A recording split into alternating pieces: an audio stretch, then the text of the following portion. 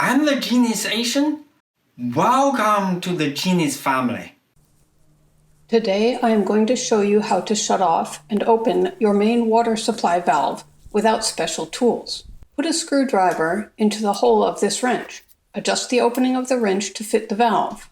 You can turn the screwdriver and drop the wrench into a hard-to-reach small opening. Let's see this main water supply valve, which is buried underground. You drop the wrench into the hole. Turn the screwdriver. Now you can open or close the valve. A gardener with 30 years of experience who I spoke to really liked my method. He said he has never seen anything like it. Now, why would you want to shut off the main water supply valve?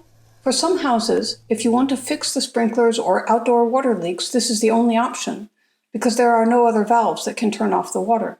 I also noticed that if I shut the main water supply, I can drain the remaining water in the pipe by opening a valve at a low point of the house, such as the garden hose. For indoor leak repairs, if you drain the water that is lower than the height where the repair is being done, you minimize water spills during repair.